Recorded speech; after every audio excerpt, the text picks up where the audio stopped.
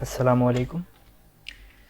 आज हमारी MS word की दूसरी क्लास जिसमें हम पैराग्राफ का रिबन देखेंगे। उससे पहले बताता चलूँ कि अगर किसी ने पिछली क्लास मिस की है तो उसके लिए मैंने डिस्क्रिप्शन में पिछली क्लास का लिंक रख दिया है, तो अगर किसी ने मिस कर दी है तो वो जाकर देख सकता है। तो पैराग्राफ यानी हमारी एमएस वर्ड की सेकंड क्लास शुरू करते हैं। सबसे पहले हम देखते हैं पैराग्राफ का रिबन।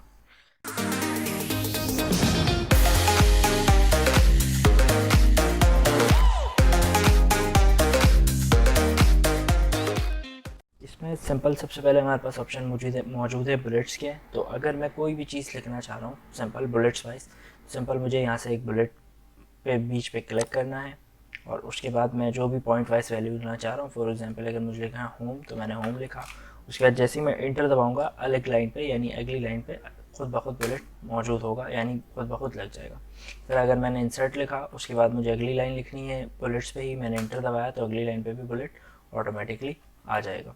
इस तरह अगर दोबारा इंटर दबाऊँ इसी तरह से इंटर दबाते रहूँगा, अलग लाइन पे बुलेट खुद ब खुद आता रहेगा और मुझे जो भी लिखना है मैं लिख सकता हूँ। इसी तरह अगर मुझे इसके बाद बुलेट नहीं चाहिए लेकिन अगर मैं इंटर दबाता हूँ तो मेरे पास बुलेट ज़रूर आएगा।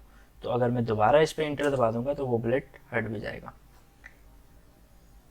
इसी तरह अगर मैं चाह रहा हूँ मैं बुलेट चेंज कर सकूँ तो मैं इसको सेलेक्ट करने के बाद यहाँ से अपने बुलेट को चेंज भी कर सकता हूँ। हमारे पास कुछ मज़ीद ऑप्शन मौजूद हैं।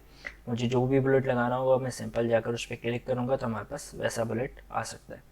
उसके अलावा अगर मैं ये चाह रहा हूँ कि मैं इसके अलावा भी कोई मज़ीद बुलेट यूज़ कर सकूँ तो सिंपल मैं डिफ़ाइन न्यू बुलेट पे जाऊँगा और उसके बाद यहाँ से अगर मुझे कोई सैम्बल यूज़ करना है तो मैं सैम्बल पे जाकर, हमारे पास यहाँ मुख्तलिफ सैम्बल्स मौजूद हैं, मुझे जो भी यूज़ करना होगा मैं सिंपल उस पर जाकर क्लिक करूँगा और यहाँ से ओके करके इधर पे ओके कर दूँगा तो वो हमारे पास सिंपल वैसा बुलेट आ जाएगा। उसके अलावा हम कोई पिक्चर भी लगा सकते हैं अपनी बुलेट के तौर पर। सिंपल हम यहाँ से पिक्चर पे जाकर, अगर आपको नेट से लगाना है तो आप यहाँ से नेट से भी लगा सकते हैं। सिंपल आप अगर आपको बिंग में सर्च करना है, फॉर एग्जांपल यहाँ पर मैं सर्च करता हूँ कार, फॉर एग्जांपल मुझे कार की पिक्चर लगानी है, मैंने यहाँ कार लिखा, एंटर दबाया, उसके बाद ये मुझे सर्च करके सिंपल कार की कोई इमेज दे देगा। मुझे जो भी पिक्चर लगानी होगी मैं सिंपल उस पर क्लिक करके यहाँ से इंसर्ट करूँगा तो वो उस फाइल को डाउनलोड करने के बाद हमारे बुलेट में लगा देगा। लेकिन ये जो पिक्चर लगेगी वो सिर्फ बुलेट्स में लगेगी। और यहाँ से जैसे ही मैंने ओके किया तो ये उस कार की पिक्चर को हमारे बुलेट में लगा देगा। अगर मैं जूम करके दिखाऊँ तो हमें दिखेगा सिंपल हमारे कार की जो बुलेट्स थी उसकी जगह पे ये कार की पिक्चर। इस तरह आपको अगर नंबरिंग पर लगाना है यानी अभी हम बुलेट्स वाइज लगा रहे थे, अगर आपको नंबर वाइज लगाना है 1 2 3 करके तो आप यहाँ से लगा सकते हैं। जो भी आपको अगर 1 2 3 करके लगाना है यहाँ पर आपके पास मज़ीद बहुत सारे ऑप्शन मौजूद है। रोमन में लगाना हो, अल्फ़ाबेट्स में लगाना हो, कैपिटल या स्मॉल में, तो आपको जो भी ऑप्शन लगाना हो आप सिंपल उस पर क्लिक करेंगे तो आपके पास आपके बुलेट्स उस तरह से आ जाएंगे।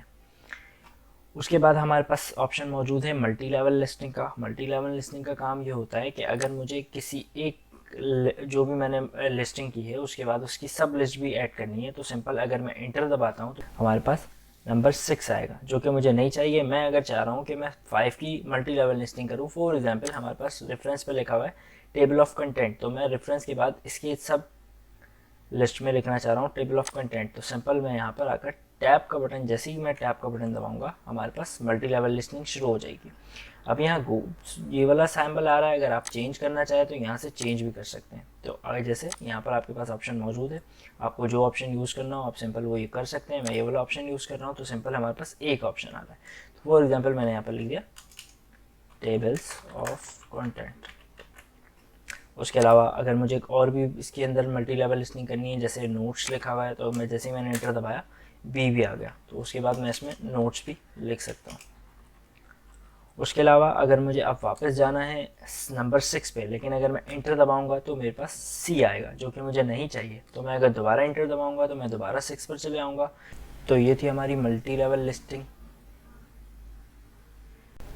अब देखते हैं टेक्स्ट अलाइनमेंट। फॉर एग्जांपल अगर मैं यहाँ पर लिखता हूँ दी टेक्नो फाइल, अब ये जो है वो हमारे पेज के लेफ़्ट साइड पर लिखा हुआ आ रहा है क्योंकि ये हमारा पेज का लेफ़्ट साइड है। तो अगर मैं ये चाह रहा हूँ कि हमारे पेज के सेंटर पे चले जाए तो सिंपल मैं इस लाइन पर रहकर अगर इस पर सेंटर पे क्लिक करूँगा तो ये हमारे सेंटर पर चले जाएगा।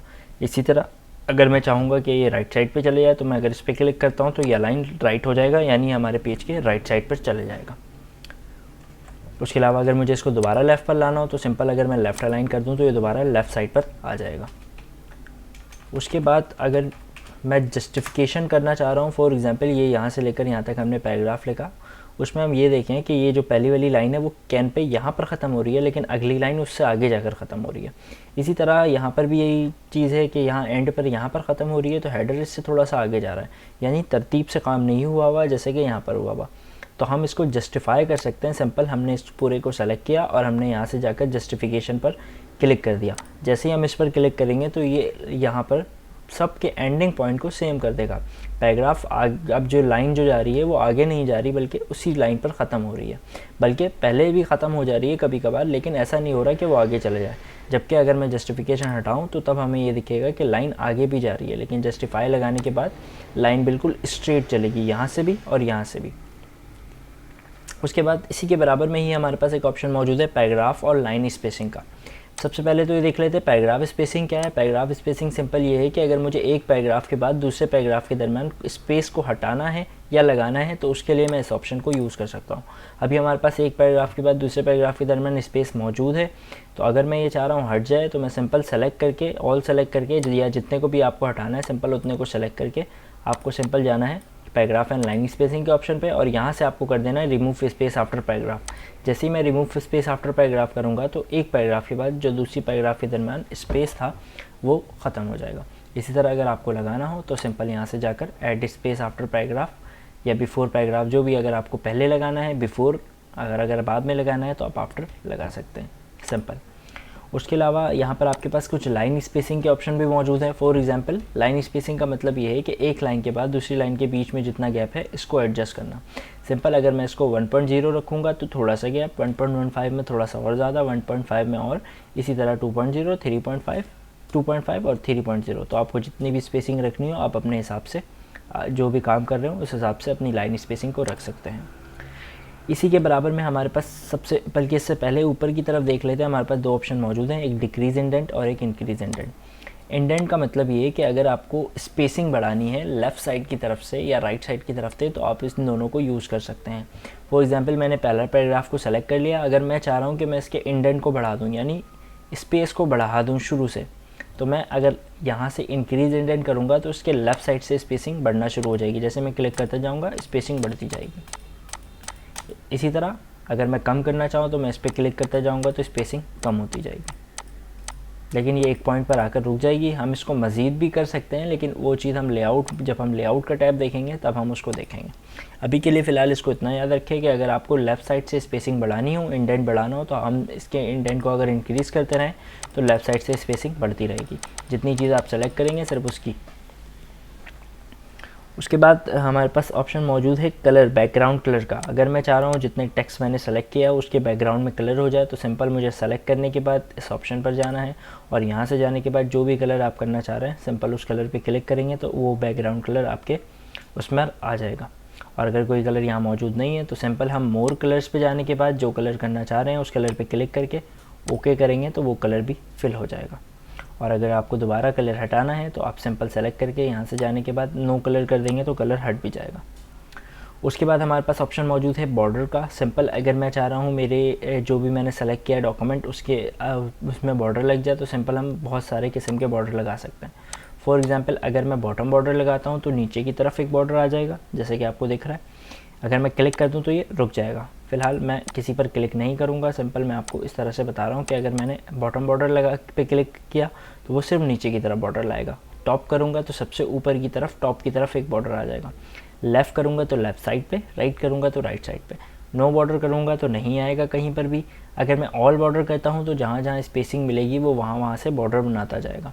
अगर मैं आउटसाइड बॉर्डर करूँगा तो सिर्फ बाहर की तरफ बॉर्डर बना देगा। इसी तरह अगर मैं इनसाइड बॉर्डर करूँगा तो सिर्फ अंदर की तरफ इसको जहाँ जहाँ जगह मिलेगी वहाँ पर बॉर्डर बना देगा। उसके बाद inside horizontal border. Inside horizontal border का काम ये है कि सिर्फ अंदर की तरफ बॉर्डर बनाएगा, वो भी हॉरिजॉन्टली जो बन रहा होगा, यानी ऐसे में। तो इनसाइड हॉरिजॉन्टल सिंपल हमारे पास ऐसे में बन रहा है, ऐसे में नहीं बन रहा, ऐसे को वर्टिकल कहते हैं। तो अगर मैं इनसाइड वर्टिकल बॉर्डर लगाऊं तो वर्टिकली आएगा, लेकिन अभी हमारे पास वर्टिकली स्पेस खाली नहीं है तो ये नहीं आ रहा। जब हम इंसर्ट के अंदर टेबल को डिस्कस करेंगे तब हम देखेंगे कि वर्टिकल बॉर्डर किस तरह हम ऐड कर सकते हैं। फ़िलहाल अभी हमने हॉरिजॉन्टल बॉर्डर तक देख लिया। ज़रा यहाँ पर ड्रॉ टेबल का भी ऑप्शन है, वो भी हम जब टेबल पढ़ेंगे तो तब डिस्कस कर लेंगे, अभी के लिए हम इसको स्किप कर रहे हैं। इसी तरह अगर बॉर्डर हटाना हो तो सिंपल हम यहाँ से जाकर नो बॉर्डर कर देंगे तो बॉर्डर हमारे पास से हट भी जाएगा। उसके अलावा अगर मैं ये वाले ऑप्शन को यूज़ करता हूँ शो एंड हाइड को, तो सिंपल ये हमारे जहाँ पर पैराग्राफ एंड हो रहा होगा वहाँ इसका साइन लगा देगा। सिंपल अगर मैंने इस पर क्लिक किया तो जहाँ जहाँ मेरा पैराग्राफ एंड हो रहा है वहाँ इसका साइन सिंपल लगा हुआ आ जाएगा, और जहाँ स्पेस होगी वहाँ पर डॉट का साइन बीच में सिंपल इस तरह से आ जाएगा। और अगर मैं इसको हटा देता हूँ तो सिंपल ये चले भी जाएगा। उसके बाद लास्ट बट नॉट लीस्ट हमारे पास ऑप्शन मौजूद है सॉर्टिंग का, पैराग्राफ सॉर्टिंग कह सकते हैं हम इसको। सिंपल इसका काम क्या होता है, इसका ये जो है नंबर्स में भी काम करता है, अल्फ़ाबेट में भी। तो पहले हम नंबर देख लेते हैं। फॉर एग्जांपल अगर मैं यहाँ नंबरिंग करता हूँ थोड़ी सी आगे पीछे 1 5 4 2 3, अब मैं ये चाह रहा हूँ कि ये सॉर्ट हो जाए यानी तरतीब से आ जाए। तो सिंपल मैं इसको कर सकता हूँ, सेलेक्ट करूँगा मैं, सेलेक्ट करने के बाद मैं AZ यानी वाले ऑप्शन पे जाऊँगा, सॉर्ट के ऑप्शन पे, और सिंपल यहाँ से हमारे पास सॉर्ट बाय पैराग्राफ मुझे करना है। सॉर्ट बाय पैराग्राफ सही है, ये इसकी टाइप क्या है, नंबर है, तो नंबर ही रहने देंगे। अब ये आपसे पूछेगा आपको असेंडिंग ऑर्डर में करना है या डिसेंडिंग ऑर्डर में। अगर मैं असेंडिंग ऑर्डर पे क्लिक करके ओके करता हूँ तो ये छोटे से बड़े की तरफ यानी 1 से शुरू करेगा और 5 तक लाएगा। इधर अगर मैं डिसेंडिंग करूँ तो ये 5 से लेकर शुरू करेगा और 1 तक लाएगा यानी बड़े से छोटे की तरफ। फिलहाल मैं असेंडिंग ऑर्डर कर रहा हूँ, असेंडिंग पे क्लिक किया, यहाँ से ओके कर दिया, तो वो तरतीब से हमारे टेक्स्ट को या जो भी नंबर होंगे वो ला देगा। इसी तरह अगर मैं टेक्स्ट पे करना चाहूँ तो मैं टेक्स्ट पे भी कर सकता हूँ। फॉर एग्जांपल मैंने यहाँ पर ACDB लिखा और मैं चाह रहा हूँ ये तरतीब से आ जाए। सिंपल मैंने इसको सेलेक्ट किया, AZ पे जाकर टाइप ऑफ टेक्स्ट है, और इसी तरह असेंडिंग डिसेंडिंग आपको जो भी करना हो उस पर क्लिक करके ओके कर देंगे तो वो सिंपल तरतीब से हमारे जो है अल्फ़ाबेट्स को रख देगा। तो ये था पैराग्राफ का रिबन। उम्मीद है आपको समझ आया होगा। अगर कोई भी क्वेश्चन करना है तो आप सिंपल कमेंट में हम मुझसे पूछ सकते हैं। अल्लाह हाफ़िज़।